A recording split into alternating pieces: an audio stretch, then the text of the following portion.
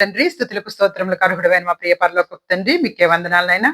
ఈ రాత్రికాల సమయం మమ్మల్ని సజీవ లెక్కలో ఉంచుకొని ఈ విధంగా నీ సన్నిధిలో చేరిన ఆయన ప్రభా, మేమందరము కలిసి మిమ్మల్ని స్తుతించి ఆరాధించుండగా మా మధ్యలో ఉన్నందుకే మీకు వందనాలు. అవును తండ్రి, మరి ముఖ్యంగానైనా వాక్యం చెప్పబోతున్న నాకు మీ పరిశుద్ధాత్మ సహాయాన్ని దయచేయండి.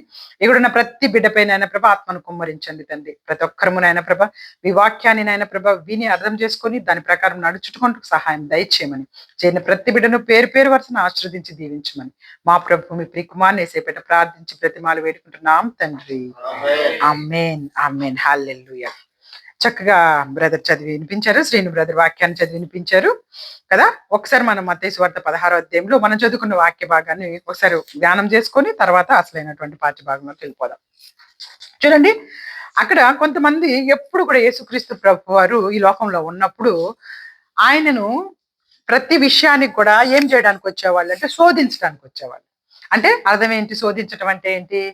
విసిగిచ్చటం, లేకపోతే ఏదో ఒక దానికి ఊరికి ఆయనలో తప్పులు పట్టాలి. ఆయన ఎలా అయినా సరే రోమా సామ్రాజ్యం ఆ దినాల్లో పరిపాలిస్తుంది. రోమీల చేతికి చిక్కేలా చేయాలి. ఏదో ఒక తప్పు మాట్లాడిస్తే ఆయన చేత ఇది తప్పు మాట్లాడాడు అని చెప్పి శిక్ష వేయించాలి. ఇదే వాళ్ళ యొక్క ఆలోచన. వాళ్ళే ఎవరంట? ఆ 2 గుంపుల పేర్లు చూడండి, పరిసయ్యులు, సద్దుకైలు. నిజంగా ఈ 2 గుంపులలో ఎవరంటే, ఈ పరిసయ్యులకి సద్దుకైలకి మామూలుగా బయట అసలు పడదు. కానీ యేసుక్రీస్తు ప్రభువారి మీద ఏదన్నా మోపాలంటే మాత్రం వీళ్ళిద్దరూ ఒకటైపోతారన్నమాట. మనుషులం కూడా అంతే కదా. మనకి వాళ్ళకి పడకపోయిన కోసం అయితే ఎంత శత్రువులైనా ఒకటైపోయి వాళ్ళని ఎలా అయినా కిందకి లాగే వరకు వాళ్ళు ప్రయత్నాలు చేస్తారు. ఆ దినాలు, అన్ని దినాల్లో అలాగే ఉన్నారు. ఆ దినాల్లో పరిసయ్యులు, సద్దుకైలు ఇద్దరు కలిసి వచ్చి ఒక ఆకాశం నుంచి ఒకటి సూచన చూపించు అంటే ఏంటి? నువ్వు దేవుడు అయితే ఒక సూచన చూపించు. మన జీవితాల్లో కూడా చాలా మంది యేసుక్రీస్తు ప్రభువారి దగ్గరికి వస్తే ఏదో అద్భుతాలు జరుగుతాయని వస్తా ఉంటారు కదా. ఆయన దగ్గరికి వస్తే చాలా మంది ఆ స్వస్థతలు వచ్చేస్తాయి, లేకపోతే రోగాలు తొలగిపోతాయి, లేకపోతే ఇంకేదో మనకి ఆశీర్వాదాలు వచ్చేస్తాయి, లేకపోతే ఒక ఉద్యోగం వచ్చేస్తుంది అని. అవి చేయకుండా ఉండరు. కానీ దేవుడు దానికోసమే నువ్వు రావకూడదు యేసుక్రీస్తు ప్రభువారి దగ్గరికి. కేవలం నువ్వు ఆశీర్వాదాల కోసమో, నీ స్వస్థతల కోసమో, నీ ఉపయోగాల కోసమో మాత్రం ప్రభు దగ్గరికి ఎప్పుడు కూడా మనం రాకూడదు. అలా వచ్చాము అంటే అవి రాని రోజు నువ్వు ఆయన నమ్ము. నువ్వు దేనికి రావాలి అంటే, పాపం నుంచి నిన్ను రక్షించగలిగింది యేసుక్రీస్తు ప్రభువారు మాత్రమే అని నమ్మి రావాలి. హల్లెలూయా. అప్పుడు నీకు ఇవన్నీ ఆటోమేటిక్‌గా వచ్చేస్తాయి. ఆశీర్వాదాలు వచ్చేస్తాయి. నీకు అన్ని రకాలైనటువంటి స్వస్థతలు కలుగుతాయి. నీ జీవితం పరిపూర్ణమైపోతుందనమాట. అంటే కేవలం వీటి మీద ఆశపడుతున్న వాళ్ళలాగే వీళ్ళు కూడా ఏమంటున్నారంటే, ఊరికే వచ్చి నువ్వు దేవుడైతే ఒకసారి ఆకాశంలో ఏమైనా సూచన చూపించు అని అడుగుతున్నారు. ప్రభువారికి చాలా కోపం వచ్చేసిందనమాట. వెంటనే ఏమంటున్నారంటే, మీకు ఈ లోకంలో జరిగాయి మనకందరికీ తెలుసు కదా. మబ్బులు ఎలా చూస్తే ఈరోజు వర్షం పడిద్దా లేదా, నల్లగా ఉంటే వర్షం పడిద్ది, కాసేపు అయితే గాలి వీసింది కాబట్టి ఇంకా వర్షం పడదు. ఇవన్నీ చూస్తుంటే మీకు బాగానే అర్థమవుతుంది కదా. మరి మనుష్య కుమారుడు యొక్క రాకడ ఎలా ఉంటుందో మీకు ఏ సూచనలు మీకేం అర్థం కావట్లేదా? ఎప్పుడు మీకు ఆ సూచనల గురించి అనేక మంది ప్రవక్తలు పాత నిబంధన నుంచి చెప్పారు కదా, అయినా మీకు ఏం తెలియట్లేదా అని కోపం వచ్చి ఏమంటున్నారంటే, యోనా ఒక్క సూచక క్రియ తప్పించి మీకు ఇంకే సూచక క్రియ కూడా నా గురించి చెప్పబడదు. ఎందుకు యోనాతో యేసుక్రీస్తు ప్రభువాని పోల్చుకున్నారు? యోనా 3 దినాలు చేప కడుపులో ఉన్నారు. అలాగే యేసుక్రీస్తు ప్రభువు కూడా చనిపోయి 3 దినాలు భూగర్భంలో ఉంటారు. తర్వాత తిరిగి ఆయన పునరుద్ధాండే, మనం ఈస్టర్ చేసుకుంటాం కదా, పునరుద్ధాండే లేస్తాడు. ఈ సూచక క్రియ తప్పించి అసలు ఈ తరం వాళ్ళకి అక్కడ ప్రభు క్లియర్ గా అంటున్నారనమాట. చెడ్డ తరం వాళ్ళు మీరు, మీరు చెడ్డ తరం వాళ్ళు, మీరు అన్ని ఇట్లాంటివే అడుగుతుంటారు తప్పించి ఏది పాటించరు అనేసి చాలా కోప్పడ్డారు. ఆ తర్వాత వీళ్ళు ఏం చేస్తున్నారంటే ఇటువైపుకి వచ్చేసారు, ఒక దరికి వచ్చారు. అద్దరికి అంటే ఆ దరికి వచ్చారనమాట. అది కలిపి రాశారు. ఆయన శిష్యులు అద్దరికి అంటే ఈ దరికి వచ్చి కూర్చున్నప్పుడు రొట్టెలు తెచ్చుకోవడం మర్చిపోయారట. ఇప్పుడు వీళ్ళేమో రొట్టెలు తినడానికి లేవు, సముద్రానికి ఇంకొక వైపుకి వెళ్ళిపోయారు. ఆ దరికి అంటే పక్కకి వెళ్ళిపోయారు. అక్కడికి వెళ్ళేసరికి యేసుక్రీస్తు ప్రభువారు ఏమంటున్నారంటే, మళ్ళీ ఈ సద్దూకైలు వీళ్ళ గురించే, ఈ పరిసయ్యులు సద్దూకైలని ఈ గుంపులు, ఇద్దరు గుంపుల గురించి, ఈ 2 గ్రూప్స్ గురించి ఏం మాట్లాడుతున్నారంటే, యేసయ్య ఇదిగో అలాంటి వాళ్ళ యొక్క పులిసిన పిండి గురించి జాగ్రత్తగా ఉండండి అన్నాడు అనమాట. జాగ్రత్తగా ఉండండి అనేసరికి వీళ్ళేమనుకున్నారంటే, అసలుకి వాళ్ళ గురించి చెప్తున్నారు అనుకోవట్లే. శిష్యులు ఏమనుకున్నారు ఎంతసేపటికి, అమ్మో రొట్టెలు తేవడం మర్చిపోయాము, ఇప్పుడు రొట్టెలు లేవని ఆయన పిండి తెచ్చుకోలేదు అంటున్నాడే, ఇప్పుడు పిండి తెచ్చుకొని రొట్టెలు అట్టా చేసుకోలేదు మనం అని చెప్పేసి పిండి తేలేదని నేను కోప్పడిపోతున్నాడు, పులిసిన పిండి కావాలంట రొట్టెలుగా. అస్సలు ప్రభువారికి అక్కడ చూడండి వెంటనే అంటున్నాడు, యేసు అది ఎరిగి వీళ్ళు ఆలోచన చేసుకుంటుండగానే మన మనసులో ఆలోచన ఆయనకి తెలుసు కదా. అల్ప విశ్వాసులారా, మన యొద్ద రొట్టెలు లేవని ఎందుకు ఆలోచిస్తారు? మీకు రొట్టెలు ఎందుకు లేవని ఆలోచిస్తున్నారు? నేను చూడండి ఒక పక్క 5,000 మందికి 5 రొట్టెలు పంచిపెట్టినప్పుడు ఎన్ని గంపలెత్తారు మీరు? 5,000 మందికి ఎన్ని రొట్టెలు? 5 రొట్టెలు. 5 రొట్టెలు, 2 చేపలు 5,000 మందికి పంచారు. ప్రార్థన చేస్తే మళ్ళీ మిగిలినయట. అందరూ కడుపు నిండా తిన్నాక 5 రొట్టెలు, 2 చేపలు కడుపు నిండా తిన్నాక కూడా 12 గంపలంట మిగిలినాయంట. ఆ రోజుల్లో గంపలంటే మన చిన్న గంపల్లాగా ఉండవు. ఇప్పుడున్న గంపల్లాగా ఎంత ఎత్తుంటాయి గంపలన్నీ కూడా. అంతంత పెద్ద పెద్ద గంపలు ఎత్తగలిగినంత ఫుడ్ మీకు ఉంది కదా. ఆ తర్వాత కూడా ఇంకొకటి కూడా గుర్తు చేస్తున్నారనమాట. 7 రొట్టెలు 4,000 మందికి పంచినప్పుడు ఎన్ని గంపలు ఎత్తారో గుర్తు లేదా మీకు? ఇవన్నీ ఎలా వచ్చినాయి మీకు? పిండి చేసుకొని రొట్టెలు చేసుకుంటేనే వచ్చినాయి ఆ రోజు. అవన్నీ లేకుండానే నేను మీకు రొట్టెలు ఇవ్వగలుగుతున్నానని మీకు తెలిసినప్పుడు పిండి తెచ్చుకోలేదు, రొట్టెలు తెచ్చుకోలేదు. ఇదే దిగులు మన జీవితాల్లో కూడా. చాలా సార్లు మనం మన ఇంట్లో తినడానికేముంది, లేకపోతే రేపేముంది, ఎల్లుండేముంది, వీటి గురించి ఎక్కువగా ఆలోచిస్తా ఉంటాం కదా. అది ఎక్కువ ఆలోచించొద్దని దేవుడు తెలియపరుస్తాడు. అంటే లోక సంబంధమైనటువంటి వాటి గురించి మీరు ఎక్కువ ఆలోచించకండి. అవి మీకు నేను అనుగ్రహించాలని నాకు తెలుసు. అవి ఏదొక రూపంలో నేను మీకు అనుగ్రహిస్తాను. ఎప్పుడు మీరు వాటి మీద దృష్టి మరల్చి నా మీద పెట్టుకున్నప్పుడు. మీరు 24 గంటలు వాటి మీదే ఆశపడతా ఉంటే ఇస్తాను, ఇంక అయ్యే ఇస్తాను అంతే. అవి ఎలా వస్తాయి అనమాట. అంతే తప్పించి నా దగ్గర నుంచి మీరేమి కూడాను ఆశీర్వాదాలు పొందుకోలేరు. ఏదో ఆ రోజు కావాల్సిన భోజనం అంతవరకైనా మీకు కావాల్సింది కాదు కదా. ఇక్కడ హెచ్చరిస్తూ చివరికి వచ్చేసరికి ఏమంటున్నారు చూడండి, మీరు రొట్టెల గురించి ఆలోచించబాకండి, సద్దూకయ్యులు పరిసయ్యులు అనే పులిసిన పిండి గురించి జాగ్రత్త పడండి అనగానే 12వ వచనంలో వాళ్ళకి అర్థమైపోయింది. అప్పుడు రొట్టెలు పులిసిన పిండిని గురించి కాదు గాని పరిసయ్యులు సద్దూకలని వారి, చదవండి అందరూ, బోధన గురించి జాగ్రత్త పడండి. ఎవరిది ఇది? గ్రహించిరి.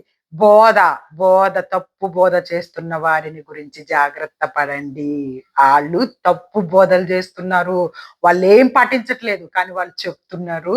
చెప్పేవి కూడాను నీతి న్యాయమైనటువంటి సంబంధం కాదు. మీరు ఇంకా ఇవ్వండి, ఇంకా ఇవ్వండి, ఇంకా ఇవ్వండి అని ఆ రోజుల్లో వాళ్ళని చంపేసే వాళ్ళట. పరిసయ్యులు సద్దూకయ్యులు అనే వాళ్ళు ప్రజలను పీడించే వాళ్ళంట. మీరు ఇంకా అది ఇవ్వాలి, ఇది ఇవ్వాలి, ఇంత ఇవ్వాలి, దేవుడికి ఈ తప్పు చేసినందుకు అంత ఇవ్వాలి, ఆ తప్పు చేసినందుకు ఎంత ఇవ్వాలని ఒకటే పీడించటమే తప్పించి న్యాయం చూపించరు, కనికరం చూపించరు, లేని వాళ్ళకి పెట్టరు. ఇంకా విశ్రాంతి దినాల్లో ఏం పట్టించకూడదు అంటారు, కానీ వాళ్ళు మాత్రం అవసరానికి విశ్రాంతి దినాలను పక్కన పెట్టేస్తారనమాట. ఇలాంటి వాళ్ళ బోధ గురించి మీరు జాగ్రత్త పడండి. అది పులిసిన పిండి జాగ్రత్త పడటం అంటే మీరు రొట్టెలు తేలేదు వీటి గురించి కాదు, కానీ బోధ జాగ్రత్తగా ఉండాలి. బోధ సరిగ్గా ఉందా లేదా వాళ్ళదని పరిశీలించి మీరు జాగ్రత్తగా ఉండండి. లేకపోతే మీకు కూడా తప్పు దోవలోకి వెళ్ళిపోతారని ఆ దినాల్లోనే దేవుడు హెచ్చరించారనమాట. ఇంక ఈ తర్వాత 13వ వచనంలోకి వచ్చేసరికి, ఇక్కడికి వచ్చేసరికి చూడండి, ఒక ప్రాంతానికి వెళ్ళారంటే యేసుక్రీస్తు ప్రభువారు. యేసుక్రీస్తు ప్రభువారు కూడా ఆశ ఉంది. ఏం ఆశ తెలుసా? మనుష్య కుమారుడు అంటే ఎవరు అని ఏం చెప్పుకుంటున్నారు, నా గురించి ఏం చెప్పుకుంటున్నారు. ఇప్పుడు మనకు కూడా ఉంటుంది కదా చాలా మందికి, నా గురించి ఏం చెప్పుకుంటున్నారు, నా గురించి ఏం చెప్పుకుంటున్నారు అని ఒక చిన్న ఆలోచన. అట్లనే మనుష్య కుమారుడు ఎవరైనా ఏం చెప్పుకుంటున్నారు జనులు అని చెప్పి శిష్యులను పిలిచి యేసుక్రీస్తు ప్రభువారు క్వశ్చన్ అడుగుతున్నారు అనమాట. అడుగుతూ ఉంటే వెంటనే చూడండి, కొంతమంది అక్కడ ఉన్నటువంటి వాళ్ళందరూ కలిసి, కొంతమంది ఏమో బాప్తిస్మ ఇచ్చే యోహాను అయ్యా నువ్వు అని చెప్తున్నారట. కొంతమంది ఏమో నువ్వు పాత నిబంధనలో ఉన్న ఏలియావయ్యా అని చెప్తున్నారంట. మరి కొంతమంది ఏమో ఇర్మియా అంటున్నారంట. కొంతమంది ఏమో నువ్వు ఎవరో ఒక ప్రవక్తల్లో ఒకడు అయి ఉంటావులే అని అనుకుంటున్నారంట. ఈ రోజు కూడా అదే ప్రశ్న అడగండి ప్రపంచాన్ని. యేసుక్రీస్తు ప్రభువారి గురించి వివాదాస్పదమైనటువంటి విషయాలే. యేసుక్రీస్తు ప్రభువారు ఎవరు అని ఎవరినన్నా అడిగారు అనుకోండి, తెలియని వాళ్ళల్లో కూడా చాలా మంది ఏం చెప్తూ ఉంటారు? ప్రవక్త. ఆయన ప్రవక్తలలో ఒకడై ఉంటాడేమో, లేకపోతే ఈయన అయి ఉంటాడేమో, ఏలియా అయి ఉంటాడేమో, ఎవరన్నా వీళ్ళు ఇంకో ప్రవక్త ఎవరో ప్రవక్తల్లో ఒకడని. ఆ దినాల నుంచి యేసుక్రీస్తు ప్రభువారు భూమి మీద ఉన్న దినాల నుంచి కూడా ఆయనను ప్రభు అయిన క్రీస్తు అన్న విషయము, తండ్రి దగ్గర నుంచి వచ్చిన దేవుని కుమారుడని నమ్మటానికి చాలా మందికి కష్టమైంది. ఆ దినాల్లోని ఈ దినాల్లో అడిగినా అట్లానే మాట్లాడే వాళ్ళు ఉన్నారనమాట. చూడు, అయితే వెంటనే సరే వాళ్ళందరి సంగతి వదిలేసేయండి, యేసుక్రీస్తు ప్రభువారికి ఇంకా వాళ్ళు వీళ్ళు అనుకున్నారు, వాళ్ళు అనుకున్నారు అని చెప్పేసరికి ఆయన సర్లే వాళ్ళ సంగతి వదిలేసేయండి 15వ వచనంలో, మీరైతే నేనెవరని చెప్పుకొంచున్నారు పోని. నా పక్కనే ఉన్నారు కదా, మీరు నాతో రోజు తిరుగుతున్నారు కదా. సో పోనీ మీరేమనుకుంటున్నారు నా గురించి చెప్పండి. పోనీ మనం కూడా అడుగుతాం కదా, పోనీ వాళ్ళందరూ ఏదన్నా అనుకోనియండి, మనం ఏమనుకున్నాం చెప్పండి మన గురించి మనం చక్కగా అని అడిగితే చక్కగా వాళ్ళు అప్పుడు చెప్తున్నారు చూడండి. ఆయన చుట్టూ ఉన్న వాళ్ళు ఆయనను అర్థం చేసుకున్నారు కాబట్టి, అందుకు సీమోను పేతురు, నువ్వు సజీవుడు వగు దేవుని కుమారుడు అయిన క్రీస్తు అని చెప్పాను. హల్లెలూయా, హల్లెలూయా. అది ఈరోజు నువ్వు నేను చెప్పగలిగి ఉన్నామా? నిన్ను ఎవరైనా ఆ ప్రశ్న వేస్తే, నాకు తెలుసయ్యా నువ్వెవరువో, నువ్వు సజీవుడు అయినటువంటి దేవుని కుమారుడు అయినటువంటి క్రీస్తువి, మా రక్షణ కొరకు ఈ లోకంలోకి వచ్చావని ధైర్యంగా మనము చెప్పగలం. మనం కూడా ఏదో ఆలోచనలో, ఏదో బాధలో, ఏదో దిగులు, ఏదో అయి ఉంటారండి ఆయన కూడా అని చెప్పే ఒక నిర్లిప్తంలో మనము ఉండకూడదు. ఆ తర్వాత వచనాల్లో దేవుడికి ఎంతో సంతోషం వేసింది అనమాట. ఎంతో సంతోషం వేసింది. అది గమనించేసి, అంటే అది హ్యాపీగా పేతురు గారు గుర్తుపట్టారు నన్ను అని చెప్పి, అందుకేసు సీమోను బర్యోనా, నువ్వు ధన్యుడివి, పరలోకమందున నా తండ్రి ఈ సంగతి నీకు బయలుపరిచితేనే గాని నరులు నీకు బయలుపరచలేదు. పరిశుద్ధాత్మ దేవుడు మనతో ఉంటేనే ఆ మాటలు మాట్లాడగలుగుతాం. అంతేనా? యేసుక్రీస్తు ప్రభువారు ఎవరు, లేకపోతే ఏంటి అని అడిగినప్పుడు, ఆయన నా రక్షకుడు, ఆయన నా పాపాలను రక్షించడానికి వచ్చిన ఆయన అని నువ్వు ధైర్యంగా చెప్పగలిగేది ఎప్పుడంటే నీలో పరిశుద్ధాత్మ దేవుడు పనిచేసినప్పుడు. అలా కాకుండా ఆయన ఎవరు అంటే, అదేనండి స్వస్థపరిచే ఆయన, లేకపోతే అదేనండి గుడ్డోళ్ళకి కంటోళ్ళకి అన్ని తెప్పించారు, ఇది చెప్పే రీతిలో మన ఆలోచనలు ఉండకూడదు. మనలో పరిశుద్ధాత్ముడు పనిచేస్తున్నప్పుడు నువ్వు నేనే చెప్పగలంటే, ఆయన నా పాపములను రక్షించుటకు, నన్ను రక్షించుటకు వచ్చినటువంటి దేవుడండి, ఆయన దేవుని కుమారుడండి అని చెప్పగలిగితే అప్పుడు నీలో పరిశుద్ధాత్ముడు పనిచేసినట్టు అనమాట. ఆ తర్వాత ఆ మాటకి సంతోషం వేసి, పేతురు, నీ బండ మీద నా సంఘాన్ని నువ్వు కడతావు, పాతాళలోక ద్వారాలు కూడా దాని ఎదుట నిలబడవు. బండ మీద ఏం కడుతున్నాడు? సంఘము. సంఘము. హల్లెలూయా, హల్లెలూయా. సంఘము ఎదుట పాతాళలోక ద్వారాలు నిలవలేవు. పాతాళానికి వెళ్ళేటటువంటి తాళపు చెవులు కూడా మన సంఘానికే ఇస్తున్నాడు దేవుడు. ఆయన రక్తమిచ్చి స్థాపించుకున్నటువంటి సంఘము. సంఘానికి అంత హక్కు, అంత అన్ని అంటే పెద్ద అధికారం ఇచ్చేస్తున్నాడు అనమాట. పాతాళలోక ద్వారాలు కూడా నిలబడనేరంత అంతగా ఇస్తున్నాడు. కాబట్టి ఇంకేమంటే, పరలోక రాజ్యం యొక్క తాళపు చెవులు కూడా నీకు ఇచ్చేస్తున్నాను. ఎవరికి? నీకు అంటే సంఘానికి. సంఘానికి. పేతురుకు కాదు అక్కడ ఇస్తుంది, పేతురు గారు కట్టబోతున్న బండ మీద కట్టబోతున్న ఆ సంఘానికి ఆయన ఇస్తున్నటువంటి గొప్పతనం అనమాట. తాళపు చెవులు నీకు ఇస్తా. నువ్వు భూలోక మంది ఏది బంధిస్తావు అది నేను కూడా అక్కడ పరలోక మందే బంధిస్తాను. అంటే సంఘం ఏది ప్రార్థిస్తుందో ఇక్కడ ఇవ్వటానికి పరలోకం నుంచి ఆశీర్వాదాలు కుమ్మరిస్తానికి దేవుడు సిద్ధంగా ఉన్నాడు. అదే అలాగే సంఘం ఏది వద్దు అనుకుంటుందో దానిని అక్కడ ఆయన బంధించేసేలాగా చేయటానికి అధికారం ఇచ్చాడు. మరి కరెక్ట్ గా మనం జాగ్రత్తగా ఈ సంఘాన్ని నడిపించుకునే విషయంలో చాలా చాలా మనము జాగ్రత్తగా ఉండాలన్నమాట. ఎందుకంటే అంత అధికారం ఉంది మనకి తెలియట్లేదు. చాలాసార్లు మన సంఘంలో మనం చేసుకున్న ప్రార్థనలన్నిటి ప్రతిఫలం వచ్చిందని చాలా ఆనందపడుతుంటాం కదా. ఉద్యోగాల గురించి ప్రార్థన చేసిన వాళ్ళకి ఉద్యోగాలు వచ్చినాయి, అలాగే వీసాల కోసం ప్రార్థించిన వాళ్ళకి వీసాలు, లేకపోతే బిడ్డలు కావాల్సిన వాళ్ళకి బిడ్డలు, అట్లా మంచి మంచి ఆరోగ్యం కావాల్సిన వాళ్ళకి ఆరోగ్యాలు వచ్చినాయి అన్నప్పుడు చూడండి మన ప్రార్థన ఎక్కడికి వెళ్తుంది? దేవుని యొక్క పరలోక రాజ్యంలోకి వెళ్తుంది. అది వినబడుతుంది అక్కడ. ఆయన వెంటనే మనకి ఆన్సర్స్ ఇస్తున్నారు అనమాట. కాబట్టి ఈ వచనాలన్నీ మనం చక్కగా చదువుకుంటే అటు పిమ్మట తాను క్రీస్తుని ఎవరితో చెప్పొద్దని ఆయన శిష్యులకు ఖండితంగా ఆజ్ఞాపించారు. ఎందుకు చెప్పొద్దు అంటారంటే, యేసుక్రీస్తు ప్రభువారు ప్రతిసారి కూడాను మనకి మనం తెలుసుకోవాలని ఆయనకు ఆశ ఏంటంటే, ఎవరికి వాళ్ళే ఆయన దగ్గరకు వచ్చేసేసి ఆయనను గురించి ఆ యొక్క రుచి చూడాలి, ఆనందం పొందాలి. అప్పుడు మనము క్రీస్తుని గురించి ఇతరులకి ప్రచురించేవారిలాగా ఉండాలన్న విషయాన్ని దేవుడు ఎప్పుడు కోరుకుంటూ ఉంటారంట. ఇది ఈ దినం మనం చదువుకున్న వాక్య భాగం గురించి 15 నిమిషాలు ఫినిష్ అయింది కదా. ఇంకొకటి ముగించుకుందాం చూడండి. ఒకటి లూకాసు వార్త ఒక వచనాన్ని గురించి మాట్లాడుకొని ఈ దినం యొక్క వాక్యాన్ని ముగించుకుందాం. లూకాసు వార్త 10వ అధ్యాయము. లూకాసు వార్త 10వ అధ్యాయము.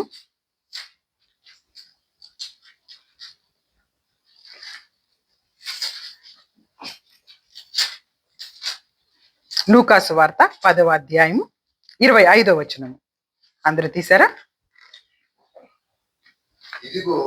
ఇదిగో ఒకప్పుడు ధర్మశాస్త్రోపదేశకుడు ఒకడు లేచి, బోధకుడా, నిత్య జీవమునకు వారసుడగుటకు నేనేమి చేయవలనని ఆయనను శోధించుచు అడిగాను. అందుకు ఆయన, ధర్మశాస్త్రం అందు ఏమి వ్రాయబడి ఉన్నది, నీవేమి చదువుచున్నావని అతను అడుగుతాడు. అతడు నీ దేవుడైన ప్రభువును నీ పూర్ణ హృదయంతోను, నీ పూర్ణ మనస్సుతోను, నీ పూర్ణ శక్తితోను, నీ పూర్ణ వివేకంతోను ప్రేమించవలననియు, నిన్నువలే నీ పొరుగు వారిని ప్రేమించవలననియు వ్రాయబడి ఉన్నదని చెప్పాను. అందుకు ఆయన, నువ్వు సరిగా ఉత్తరం ఇచ్చితివి, అలాగు చేయమప్పుడు జీవించదవని అతనితో చెప్పాను. ఇక్కడ ఒక ధర్మశాస్త్రోపదేశకుడే. ఈయన ఎవరు? మామూలు వ్యక్తి ఏం కాదు, ధర్మశాస్త్రాన్ని ఉపదేశించే వ్యక్తే. కానీ ఇతను లేచి ప్రభుని క్రీస్తు అని శోధించడానికి అడుగుతున్నాడు. శోధించడానికి ఏం అడుగుతున్నాడంటే, నిత్య జీవానికి నేను వారసుడు అవ్వాలంటే ఏం చేయాలి అని అడుగుతున్నాడు. యేసుక్రీస్తు ప్రభు వారు పాత నిబంధనలో ఎన్ని ఆజ్ఞలు ఉన్నాయి? పాత నిబంధనలు ఎన్ని ఆజ్ఞలు ఇచ్చారు మోషే గారికి? పలక మీద రాసి 10 ఆజ్ఞలు.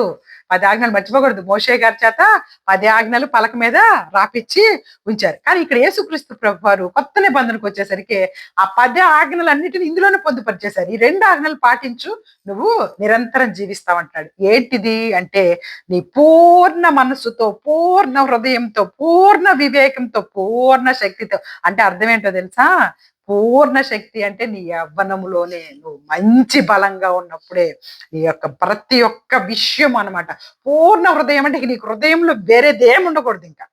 ఇక నీ ఆస్తి గాని, నీ పిల్లలు గాని, నీ చదువు గాని, నీ ఉద్యోగం గాని ఏమీ ఉండకూడదు. పూర్ణ హృదయంతోటి ఆయనను సేవించాలి. పూర్ణ శక్తి ఆయనకు ఉంచాలన్నమాట. నీ మంచి శక్తి, శక్తి కలిగిన సమయంలో. అలాగే పూర్ణ వివేకంతో, అంటే నువ్వే ఆలోచన చేస్తున్నా కానీ పూర్తిగా ఆయనదేనా కాదా ఈ ఆలోచన, నేనేమైనా తప్పు చేస్తున్నానని అలాగ ఆలోచించి ఆయనను ప్రేమించాలనేది మొదట ఆజ్ఞ అయితే, రెండోది నిన్ను వలే నీ పొరుగు వారిని ప్రేమించాలి.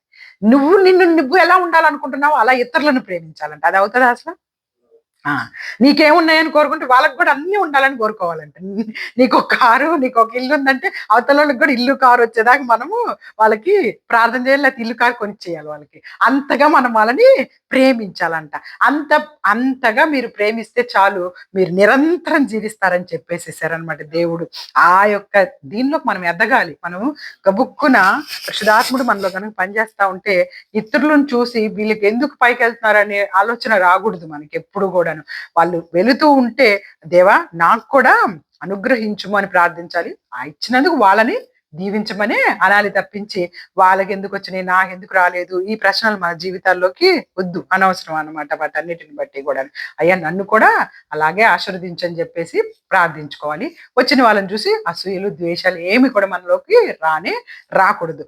ఇక్కడ అలా చెప్పగానే యేసుక్రీస్తు ప్రభువారు అయితే అక్కడ అతనికి చూడండి, పొరుగువాడు ఎవడని డౌట్ వచ్చేసింది. ఇప్పుడు పొరుగు వాళ్ళని ప్రేమించాలన్నారు కదా దేవుడు. ఇప్పుడు పొరుగు వాళ్ళు ఎవరు? మన పొరుగు వాళ్ళు అంటే ఇప్పుడు ఎదురింట్లో ఉన్న అరబి వాళ్ళు, మా కింద ఇంట్లో ఉన్న అరబి వాళ్ళు, వీళ్ళనా నేను పోయి వాళ్ళందరికి కావాల్సినవి చూడాలని అర్థం? పొరుగు వాళ్ళని ప్రేమించండి అని దేవుడు బైబిల్లో చెప్పారు. పొరుగు వాళ్ళంటే ఎవరు? మన ఇంటి పక్కన, మన ఇంటి ముందు వాళ్ళ పొరుగు వాళ్ళంటే కాదు. అప్పుడు దేవుడు చెప్తున్నారు అసలు పొరుగు వాళ్ళు అంటే ఏంటో ఒక కథలాగా చెప్తున్నారు యేసుక్రీస్తు ప్రభువారు. ఒక విషయంగా చెప్తున్నారనమాట. ఏంటంటేనంట, ఒక మనుష్యుడు యెరూషలేము నుండి యెరికో పట్టణానికి వెళుతూ ఉన్నాడంట. ఒక మనుష్యుడు ఒక పట్టణం నుంచి ఇంకో పట్టణానికి వెళ్తున్నాడు. యెరూషలేము అనేది ఆశీర్వాదపు పట్టణం. యెరికో అనేది శపితమైన పట్టణం. అర్థమవుతుందా? యెరూషలేము అనేదేమో మంచి ఆశీర్వాదం కలిగిన పట్టణం. యెరికో అనేది శపితమైన పట్టణం.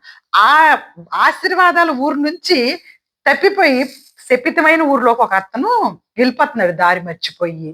అంటే మనమే అది ఆశీర్వాదాలు వస్తున్నటువంటి దేవుని దగ్గర ఉండాల్సిన మనము ఏదో ఒక విషయాల్లో దారి తప్పిపోయి ఎటో శపితాలైనటువంటి ప్రదేశాలకు తెలిసి వెళ్ళిపోతా ఉన్నాం అనమాట. అలా వెళ్ళిపోతుంటే దొంగల చేతికి చిక్కేశాడంట వాడు కాస్తాను. ఇప్పుడు ఆ పట్టణాల్లో ఎవరుంటారు? శపితాలైన ప్రాంతాల్లో ఇంకెవరుంటారు చెప్పండి? దొంగలే ఉంటారు. మనమే దేవుడు చెప్పినట్టు నడుచుకోకపోవటం వల్ల సాతాను పట్టేశాడనమాట. దొంగల చేతికి అంటే ఎవడు వాడు? సాతాను మనల్ని పట్టేసి ఏం చేశాడు? బట్టలు దోచుకొని కొట్టి కొన ప్రాణంతో విడిచి పోయాడనమాట. అప్పుడు ఒక యాజకుడు ఆ త్రోవను వెళ్ళుట తటస్థించిన. యాజకుడు అంటే ఎవరు చెప్పండి? యాజకుడు అంటే ఆ దినాల్లో ఎవరు? పాత నిబంధన గ్రంథంలో పాస్టర్సే. దేవుడు యొక్క కార్యక్రమాలు చేసేవాళ్లే యాజకులు. ఆ రోజుల్లో యాజకత్వం చేయటం అంటే దేవుని యొక్క పని చేసేవాళ్ళు. ఇతను త్రోవ పక్కనే వెళ్తున్నాడంట, గాని అతనిని చూడండి అక్కడ త్రోవను వెళ్ళుట తటస్థించిన, అంటే అదే దారిలో వెళ్ళాడు గాని చూచి కూడా పక్కగా వెళ్ళిపోయాడంట. ఏమీ పెద్దగా పట్టించుకోలేదు. నిజానికి యాజకుడు అంటే మంచిగా చూస్తాడేమో అని అనుకున్నారు. కానీ ఇది దేనికి గుర్తు అంటే, మీరు బాగా డీప్‌గా దేవుని వాక్యం తెలిసిన వాళ్ళు కాబట్టి నేను ఇంత ఎక్కువ డీప్‌గా కూడా మాట్లాడగలుగుతున్నాను. యాజకుడు అంటే ఆనాడు ధర్మశాస్త్రము, యాజకత్వం చేయటం అంటే ధర్మశాస్త్రము. ధర్మశాస్త్రము ఏం చేయగలిగింది? పాత నిబంధన ప్రజలను రక్షించలేకపోయింది. ఎందుకు? పాపము ఏంటో చెప్పగలుగుతది. బైబిల్‌లో ఏం తెలుస్తదంటే మనకి, పాపం ఏంటో బైబిల్ అంటే పాత నిబంధనలో. పాపం అంటే ఏంటో చెప్తున్నారు. కొత్త నిబంధనలో మాత్రమే ఆ పాపానికి మనకి ఎట్లా విరుగుడు, యేసుక్రీస్తు ప్రభువారి దగ్గరికి రావాలని తెలుస్తదనమాట. సో, ఆ పాత నిబంధనలో యాజకుడు ఎవరు అంటే ధర్మశాస్త్రం అంటే పాత నిబంధన. కేవలం అది చూసారు. కానీ ఇదేంటో అని తెలిసిపోయింది కానీ రక్షించటం అయితే చెయ్యలేకపోయింది. వెళ్ళిపోయారు. ఆ తర్వాత ఎవరొచ్చారో తెలుసా? లేవీయుడొచ్చాడట. అతడు గూడా పక్కగా పోయాడట. పక్కగా పోయాడు. లేవీయుడంటే గూడా ఎవరంటే ఆ రోజుల్లో చర్చిలో సేవలు చేసేవాళ్ళు. అందరికి సేవలు అంటే అహరోను వీళ్ళంతా గూడా మోషే గారు వీళ్ళు లేవి సంబంధం. లేవి కుటుంబీకులు వీళ్ళు. వీళ్ళు అక్కడ లోపల అన్నీ అన్నమాట. అంటే ఏంటివి? ఆ యొక్క బలులు అర్పించేవాళ్ళు వాళ్ళంతా. వాళ్ళు బలులు అర్పిస్తా ఉంటారన్నమాట. దేవునికి ఏమన్నా తప్పులు చేశాము. నేను ఈ తప్పు చేసినందుకు ఈ బలి అర్పించు నువ్వు. నేను ఇంకో పెద్ద తప్పు చేశాను. దీనికి ఈ బలి అర్పించు. ఆ బలి అర్పించు అని బలులు అర్పిస్తా ఉండేవాళ్ళన్నమాట. కానీ ఆ బలులు కూడా ఇప్పుడు కాపాడలేకపోయినాయి అని చెప్తున్నారు. ఆ మనిషిని కొట్టి పడేసుంటే ఆ రోజున్నటువంటి ధర్మశాస్త్రము వాళ్ళని కాపాడలేకపోయింది. ఆనాటి బలులు కూడా వాళ్ళని కాపాడలేకపోయి వాడు కూడా పక్కకి వెళ్ళిపోయారు వాళ్ళు కూడా. ఆ తర్వాత వచ్చారు చూడండి ఒక సమరయుడు. అయితే సమరయుడు ప్రయాణం అయిపోవచ్చు. అతడు పడి ఉన్న చోటుకొచ్చి అతన్ని చూచి చూచి అతని మీద జాలిపడి అతని మీద జాలిపడి దగ్గరికి పోయి నూనె ద్రాక్షారసం పూసి అతని గాయములు కట్టి తన వాహనం మీద ఎక్కించుకొని పూటకూల వాని ఇంటికి తీసుకొని అతనిని పరామర్శించిన. హల్లెలూయా. ఇది ఎంతమందికి తెలుసు? మనందరికీ తెలుసు కదా. ఇప్పుడు వచ్చింది ఎవరు? ఒక సమరయుడు. ఆ సమరయుడే ఎవరు? యేసుక్రీస్తు ప్రభువారు. హల్లెలూయా, హల్లెలూయా. సమరయులంటే ఆ దినాలలో చాలా అందరి చేత తృణీకరింపబడిన వారు. ఎవ్వరు పట్టించుకోలే. యేసుక్రీస్తు ప్రభువారిని కూడా ఈ లోకంలోకి వచ్చినప్పుడు ఎవ్వరు పట్టించుకోలేదు. ఆయనను సొంత జనులే అంగీకరించలేదు. అలాగే అందరూ కలిసి ఆయనకి స్థలం లేకుండా ఆయన ఎక్కడికి పుట్టాడు? పశువుల పాకలో పుట్టాడు. అలాంటి సమరయుడిని దేవుడు యేసుక్రీస్తు ప్రభువారు వచ్చి అతని మీద జాలిపడి, ఇప్పుడు ఈ కొట్టించుకొని పడింది ఎవరు? పడిపోయిన ఒక వ్యక్తి, ఒక మనుష్యుడు అని రాశారు ఫస్ట్ లో కదా. పడిపోయింది, దొంగల చేతికి చిక్కి పడిపోయిన ఒక మనుష్యుడు అంటే ఎవరు? మనమే అలాగ పట్టించుకోకుండా ఎటు పడితే అటు వెళ్తుంటే దొంగల చేతికంటే సాతాను చేతికి చిక్కి విలవిలలాడిపోతున్నాం. ఒకళ్ళము అనారోగ్య పరిస్థితుల్లో చిక్కుబడి ఉన్నాం, ఆర్థిక పరిస్థితుల్లో చిక్కుబడి ఉండొచ్చు. మరొకళ్ళు ఇంకా భయంకరమైనటువంటి ఇంకా వేరే వేరే వేరే బాధలతోటి మనోవ్యాధులతోటి చిక్కుబడిపోయాం ఆ యొక్క అపవాదికి. ఇప్పుడు వచ్చారు మన సమరయుడు వచ్చి మన మీద జాలి పడుతున్నాడు. జాలిపడి ఆ దెబ్బలన్నిటినీ కూడాను ఆ యొక్క తుడిచి చూడండి, ఆ గాయములు కట్టి ద్రాక్షారసము పోసి, నూనె ద్రాక్షారసం పోసి గాయములు కట్టి వాహనం మీద ఎక్కించుకొని పూటకుళ్ళవాని ఇంటికి తీసుకొని వెళ్ళాడంట. ఆ పడిపోయినటువంటి వ్యక్తికి జాలిపడి, అంటే మన మీద దెబ్బలతో పడిపోయి అనవసరమైనటువంటి విషయాల్లో ఇబ్బంది పడుతున్న మనల్ని ప్రభువైన క్రీస్తు వారు మన మీద జాలిపడి నూనె ద్రాక్షారసం ఆయన రక్తానికి సూచన. మనం రేపు తీసుకుంటాం శనివారం, శుక్రవారం కాదు కానీ మనం శనివారం తీసుకుంటాము. కాబట్టి ద్రాక్షారసాన్ని, ఆయన యొక్క శరీరంలో ఉన్న రక్తాన్ని ద్రాక్షరసంగా మార్చి మనకి ఇచ్చారు. నూనె కూడా ఎప్పుడు వస్తుంది? నూనె నలగగొట్టబడినప్పుడు వస్తుంది. గోధుమలు నలగగొట్టబడితే, అంటే ఆయన శరీరం నలగగొట్టబడితేనే మనకు వచ్చింది. ఆ నూనెతో ఆయన అభిషేకిస్తున్నాడు మనల్ని. నీకు కట్టినటువంటి ద్రాక్షారసంతో ఆయన ఇచ్చి నీకు శక్తినిచ్చి జీవాన్నిచ్చి మళ్ళా నూనెతో ఆయన చక్కగా నిన్ను ఏర్పాటు చేసుకొని చూడండి పూటకోళ్ళ వాణి ఇంటికి తీసుకొచ్చారంట. పూటకోళ్ళ వాణి ఇల్లు అంటే ఏంటో తెలుసా? సంఘము. హల్లెలూయా, హల్లెలూయా. నిన్ను ఒక సంఘంలోకి చేర్చారు. అక్కడ నీకు పరిశుద్ధాత్ముడు నీకు అన్ని విషయాలు బోధిస్తూ ఉంటాడు. చూడండి, అక్కడ ఇచ్చిన తర్వాత ఆయన వెళ్ళిపోయాడు. ఇప్పుడు సమరయుడు వెళ్ళిపోయాడు. వాహనం మీద ఎక్కించి పూటకొల్లవాని ఇంటికి తీసుకుపోయి అతన్ని పరామర్శించును. మరునాడు 2 దేనారాలు తీసి ఆ పూటకొల్లవానికి ఇచ్చి, ఇతని పరామర్శించుము, నీవు ఇంకేమైనా ఖర్చు చేసినట్లు నేను మరలా వచ్చినప్పుడు అది నీకు తీర్చదనని అతనితో చెప్పి పోయిను. కాగా దొంగల చేతిలో చిక్కిన వానికి ఈ ముగ్గురులో ఎవడు పొరుగువాడని నీకు తోచుచున్నదని యేసు అడిగిను. ఇప్పుడు ఇంతకు పొరుగువాడెవరు? ఈ ముగ్గురులో ఎవరు? యాజకుడా? లేవీయుడా? సమరయుడా? ఎవరు పొరుగువాడు ఆ దొంగకి, ఆ పడిపోయిన వ్యక్తికి? ఎవరు? సమరయుడు. అంటే కష్టంలో ఉన్న ప్రతి ఒక్కళ్ళకి మనం చేయాలి. అంతే, పొరుగువాడి కింద పైన పక్కన కాదు. నువ్వు ఏ కష్టంలో ఉన్న వాళ్ళ దగ్గరికి వెళ్ళి నువ్వు ఇవన్నీ చేయగలగాలి, జాలిపడాలి. వారి పట్ల వారికి కావాల్సినటువంటి సహాయాన్ని మనము క్రీస్తు ప్రేమను చూపించి దయచేయాలన్నమాట. ఆ సమరయుడు ఏం చేశారో తెలుసా? 2 దేనారాలు తీసి ఆ పూటకుల్లవానికి, అంటే 2 దేనారాలు అంటే ఏంటో తెలుసా? క్రొత్త నిబంధన, పాత నిబంధన వాక్యాన్ని చెల్లాడు దేవుడు. హల్లెలూయా! నిన్ను సంఘంలో నుంచోబెట్టాడు. పూటకుల్లవాని ఇల్లు అంటే సంఘము. సంఘంలో కూర్చోబెట్టి నీకిచ్చాడు దేవుని యొక్క వాక్యము. ఎందుకంటే మనందరికీ తెలుసు, మనుషుడు రొట్టె వలన మాత్రమే కాదు కానీ దేవుని యొక్క నోట నుండి వచ్చే ప్రతి మాట వలన జీవింపును. కాబట్టి మనల్ని జీవింప చేయటానికి ఆయన 2 గ్రంథాలు మనకి, పాత నిబంధన, క్రొత్త నిబంధన ఇచ్చి 2 దేనారాలంటే అవి ఇచ్చి, వీటితోటి సంఘంలో నువ్వు సరిగ్గా మెలగటం నేర్చుకో. ఇంకా ఏదైనా మీకు తక్కువైతే, వాళ్ళు చేస్తున్నటువంటి సంఘంలో ఏదైనా తక్కువైతే సంఘంలో వాళ్ళు మీరు చెయ్యండి, నేను మళ్ళా తిరిగి వస్తాను రెండో రాకడలో. హల్లెలూయా! రెండో రాకడలో వచ్చినప్పుడు మీరు చేసినటువంటి దానికి నేను ప్రతిఫలం ఇస్తాను, నేను ఇస్తాను. ఒక్కొక్కరిని మీరు నిలబెట్టిన విధానానికి నేను మళ్ళీ తిరిగి మీకు ప్రతిఫలాన్ని దయచేస్తాను. మీరు ఏదైనా ఖర్చు చేస్తే ఎక్కువ, నేను ఇంకా మీకు వాటన్నిటిని కూడా అనుగ్రహిస్తానని దేవుడు చెప్పినప్పుడు మనకి పొరుగువాడు ఎవరు అంటే ఇక్కడ సమరయుడే. ఆ దొంగకి, పడిపోయినటువంటి దొంగకి పొరుగువాడు. కాబట్టి మనం కూడా కష్టంలో ఉన్న ప్రతి ఒక్కరికి సహాయం చేసేవారిగా ఉండాలి. ప్రతి విషయంలో కూడాను సంఘంలో ఒకరికొకరు మనం ఐకమత్యంగా, ఒకరితో ఒకరు మనం చక్కగా అన్ని కూడా విషయాలను అన్నిటినీ కూడాను జాగ్రత్తగా చూసుకుంటూ సంఘాన్ని ముందుకు నడిపించుకునే వారిలో ఉండాలని కోరుకుంటూ ఈ చిన్ని వాక్య భాగాన్ని దేవుడు ఆశీర్వదించి దీవించును గాక. Amen. God bless you all. God bless you all.